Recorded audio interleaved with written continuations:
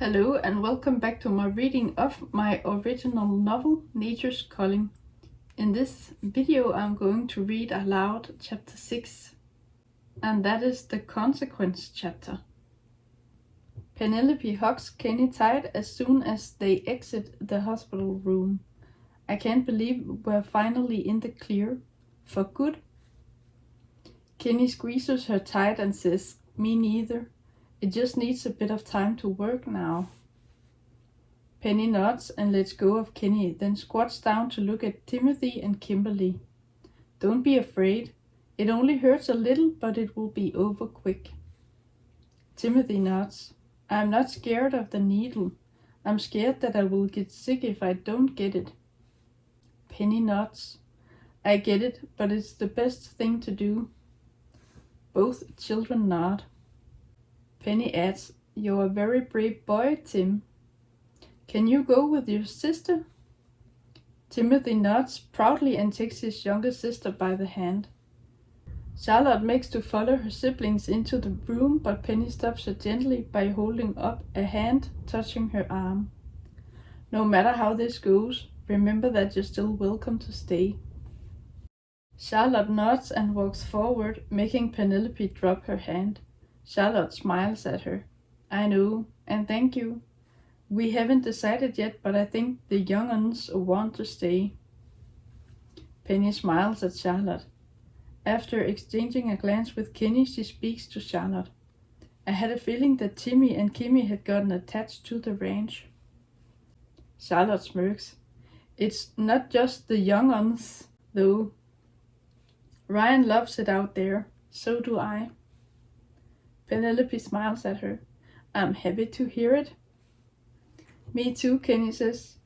"You've proven your worth, all four of you. So if you want to stay at the ranch and helping out, we'd be grateful." "Grateful, huh?" Charlotte says. Her hair has gotten a few centimeters longer than when they first saw her, so it's long enough to wave back and forth when she moves her head. "You've certainly changed your minds about us." Kenny shrugs. "I know. Doesn't hurt to be careful, though." "No, it does not." Kenny smiles at her. "Someone needs to ride the horses and herd the cattle now that I can't." Charlotte nods. She and Ryan exchange a glance. Then she says, "You're lucky that Ryan's got a knack for it." "Indeed," Kenny says. He nods, looking thoughtful. As he shifts his weight to the other leg, he grimaces slightly. "Penny has scolded me several times a day because I was so stubborn about it." Charlotte smiles a thin, small smile. "But it's all luck. If you hadn't been so stupid about your injury, you probably wouldn't have needed our help." "No," Kenny admits. "We might not have needed your help, but now that we have it, it's certainly nice." Ryan smiles and sends Kenny a nod. Maybe that is a weird phrasing. Maybe he just nods at him. Ryan smiles and nods at Kenny. He pats Kenny's hand lightly and makes to go. Charlotte smiles at him and makes to leave too. She grabs her siblings by the hand and together they walk into the room to get their shots. When the door closes behind them, Penny says, "It's a small price to pay to be safe." Kenny nods. Agreed. If this cure hadn't been invented, everyone would have risked dying. Maybe not right now, but eventually. Not getting the vaccine now that it's available is people's own choice, but it would be dangerous, stupid even. Penny nods. Yes, but at the end of the day, it's up to the individual. Yeah. Kenny nods, looking deep in thought. "I'm just glad that Ryan, Charlotte, and her sisters..." That's a mistake. Sister and brother? Or maybe siblings. Yeah, Kenny nods, looking deep in thought. "I'm just glad that Ryan, Charlotte, and her siblings are getting the vaccine too." Penelope smiles and grabs his hand. It's risky going here to get the vaccine, but hopefully everything is sterile and safe. I'm sure it is, Kenny says. The staff know what they're doing. Now we just need to make it back to the ranch safe and sound. After a couple of weeks in isolation, we're sure that we're in the clear. If the vaccine had been invented from the beginning, Walt might still have been with us. Yes, Penny nods. Tears well up in her eyes. And the doctor too. And everyone else that died from the virus, Kenny adds. Penny squeezes Kenny's hand. Did they say it's about 20%? Yeah, Kenny says. I think that's what they said. 20% is a lot. It is a lot, Kenny agrees, but that means that 80% are still here. Penny forces a small smile. You're right, but 20% is still a lot. Too many. A shadow creeps over Kenny's face. I agree. 20% is way too many, but we just have to be thankful that it didn't get any worse than it was. Any worse than it was? Penny exclaims. I can hardly imagine it being any worse. I'm just glad that we've been isolated. If we lived in the city... Her voice trails off and she grimaces. I know, Kenny says. He grimaces too. Standing here now, after so many have died, it just feels surreal. I know. I can hardly wrap my head around it. Kenny takes a deep breath. But we're still here, babe. Our families are still here. Except for an uncle and aunt here and there, we all made it out of this unscathed. Penny grimaces. It was my aunt and uncle that died from the virus. If it was someone from yours, you probably wouldn't be so casual about it. Maybe not. Kenny smiles a small, sad smile. At least that's a good thing about having basically no family. Penny turns her head and looks into his eyes. There are tears in them. A tear rolls down her own cheek and she wipes it away. I wish you had a bigger family, Kenny. I really do. Don't. Kenny shrugs. I've got you, the ranch, and the animals. That's enough for me. And you still want to have a family of your own? Kenny frowns, but then his eyes widen. Yes, of course. The more the better.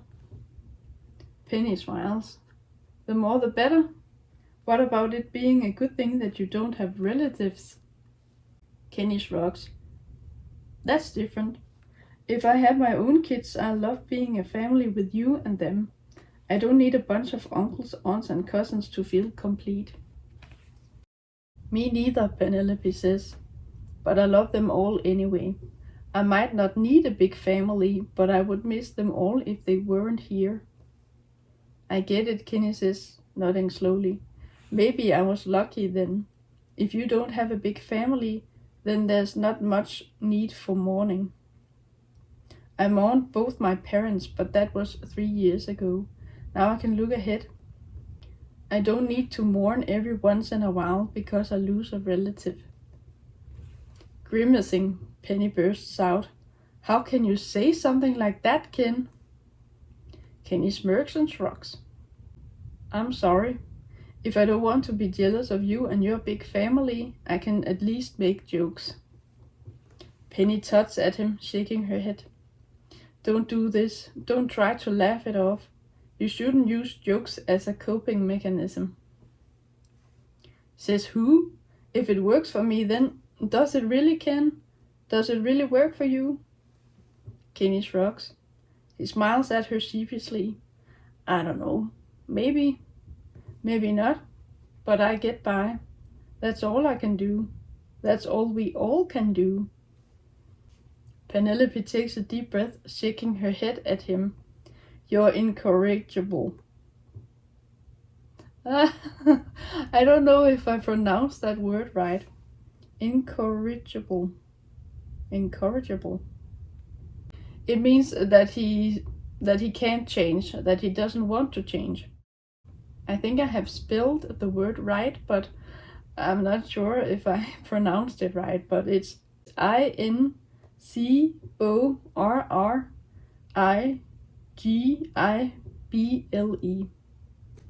So incorrigible, I don't know. But she says that you're incorrigible. You know that? Kenny shrugs and smirks at her again. I know, but I thought that's one of the reasons why you love me. Penny laughs softly. I love you, but in spite of that, not because of it. Same to me, Kenny says. It still proves you care enough about me to be bothered. Penelope reaches up and caresses both his cheeks, resting her palms on his face. I will never stop bothering about you, my love. Kenny places a hand on top of each of hers.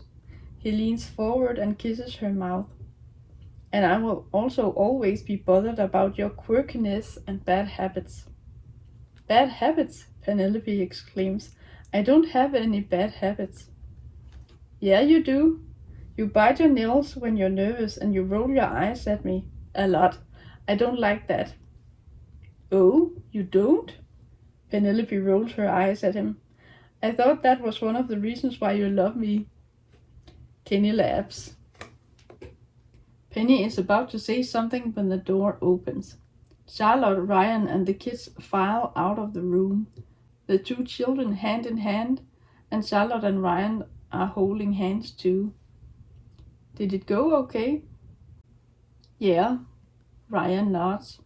It went surprisingly well, only whimpered a little. Oh, Penelope says, I'm sorry about that. Did they get a piece of candy? Ryan grins. I didn't mean them, but me. They all laugh except for the kids who don't get what's going on. Can we go home now? Kimberly asks. She's still holding her brother's hand. Home? Charlotte hesitates and glances at Ryan. The look on his face seems to indicate that the answer is up to her. Home? Do you mean back home? At Mom's and Dad's house? Kimberly shakes her head, and Timothy does the same. No, Kimberly says. I don't want to go back there. Mom and Dad are gone. At that, Penelope and Kenny exchange a glance. Penelope's wide eyes are welling with tears, and even Kenny swallows hard. I know they're gone, Charlotte says, but would you like to live there with me and Ryan? Timothy shakes his head. No, not when Mom and Dad aren't there. Charlotte grimaces, but then takes a deep breath. Actually, I feel the same way. I'm gonna have to go back there eventually to sell the will and clear out the house. But, she pauses, biting her lip. I don't think of that house as home anymore. Without Mom and Dad, it's just not the same. Ryan steps over and gives Charlotte a hug. She hugs him close and whispers something in his ear. He nods. It seems we all agree. Good, Kenny says. Then that's settled. Agreed, Penny says. You're welcome to stay at the ranch as long as you want. Of course, Kenny says. And if you change your mind and leave, that's okay. And if you want to leave for a while and come back, that's okay too. You just need to let us know so that we can plan. Yeah, Penny says. It's not pressing at all yet. It will be a while till spring, so until then you can just take your time and think things over. Thank you, Charlotte says. I can't thank the both of you enough. It's us who say thank you, Penny replies. If you didn't help us at the ranch, we'd need to find someone else. But we've gotten to know you now, and we prefer people we know over strangers. Charlotte smiles at them. I'm glad that we're not strangers to you anymore. Me too. Kenny clears his throat. If we're done here, then I suggest we'd better get back to the ranch. Maybe that's a good idea, Penelope says.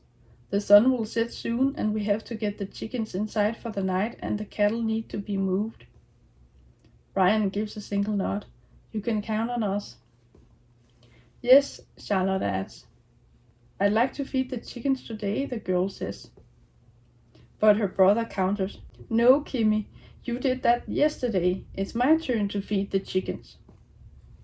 Penny and Kenny laugh softly. After exchanging a glance, Penny says, Fine, you can both come with me and help me feed them. The girl and the boy cheer, and Charlotte sends Penny a thankful smile. To think that if I had been more careful with the chickens a few months ago, the chicken wouldn't have escaped and you wouldn't have chased it around the house, and we wouldn't have been found out. Maybe we would still be living at the ranch without you knowing about it. Kenny clenches his jaw. I don't think so, Charlotte. We would have found out eventually. Yeah, Charlotte replies, maybe you would. But if you hadn't found out, and if we hadn't made the deal that we could stay and afterward promised to help you out in exchange for roof over our heads and food on our plates, you would have kept riding the horses yourself and your leg would have been messed up. Kenny grimaces. Don't remind me. You should have listened to me, Penelope says.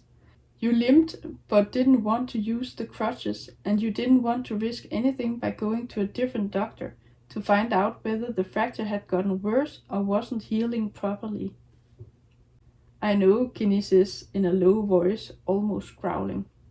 I've heard about enough of that already. Now let it rest. Aye, sir, Penny says, but a small smirk emerges on her face. I'm sorry, Kenny, Charlotte says. You're not easy to tease, but that's why it's so funny that you're so touchy when it comes to your leg. Kenny growls and mumbles something inaudible. Penny rolls her eyes at him when he can't help but see it, and he just sends her a disgruntled look. I'm not done talking about your leg yet, Kenny. Now that we've all gotten the vaccine, you can go see a doctor about that leg and find out for certain what's causing the pain. Kenny mumbles something inaudible again.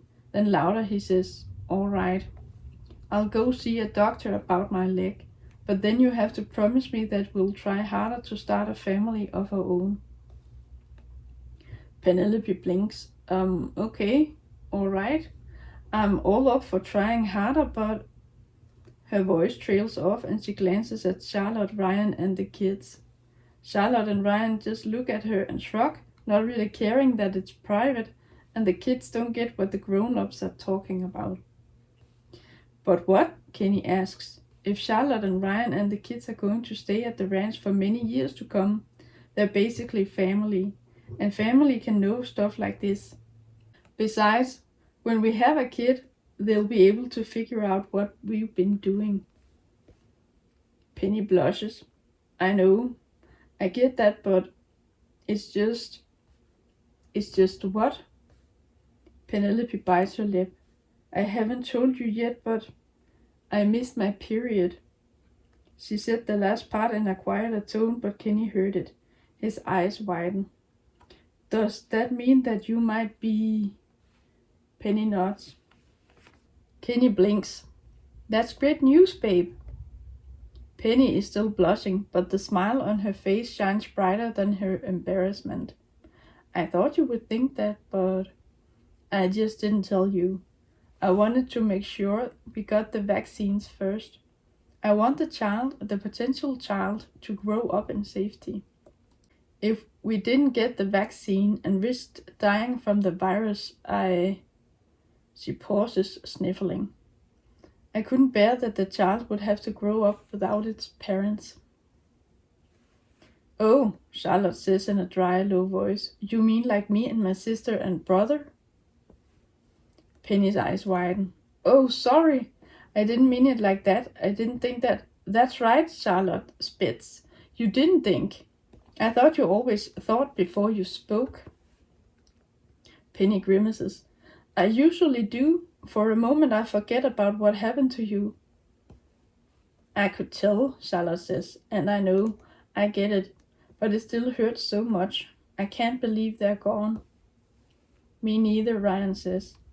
Even though I only met them a few times, it's sad to think that we can never hug them again or talk to them. Are you talking about Mom and Dad? Timothy asks. Yes, honey, Charlotte says. We're talking about Mom and Dad, but it's okay. Or we're not okay, but we'll be okay.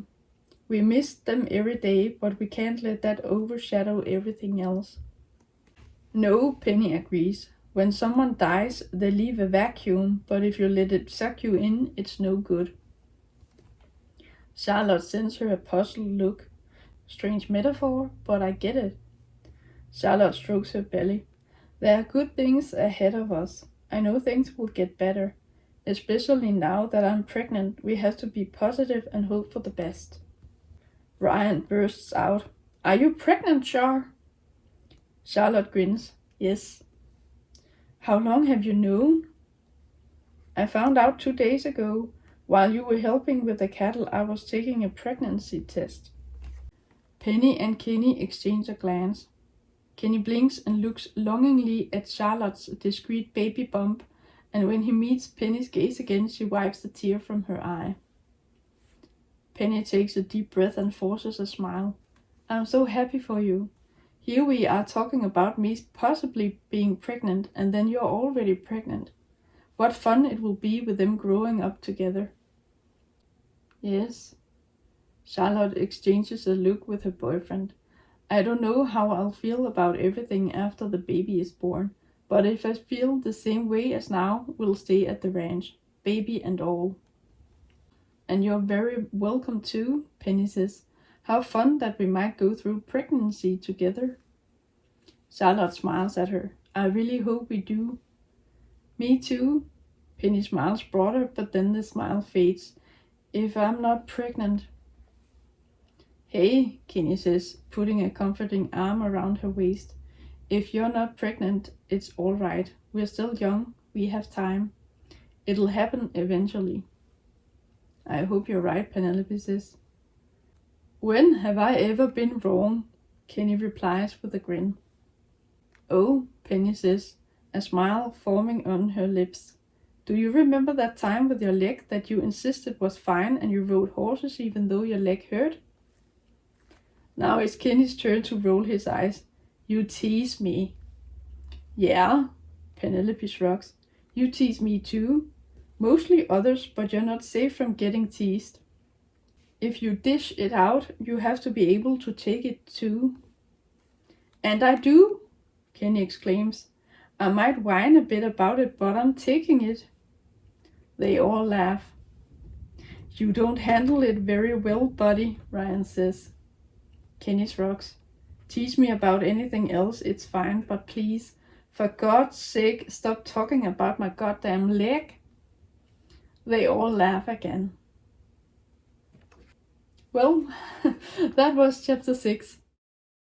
Not a lot of things happened in this chapter, but I think enough happened to drive the story forward. So we have learned that they've gotten the vaccines and that Ryan, Charlotte and the kids have stayed at the ranch for a while now and that they've become like family, at least somewhat like family to Kenny and Penny. And we also learned that Penny might be pregnant and that Charlotte is pregnant. So things are going to shift going forward.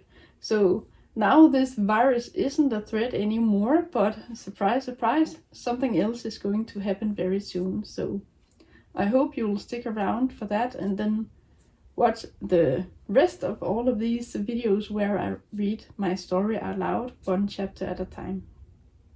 But that's it for this video. I hope you enjoyed it and I hope you will watch the next one.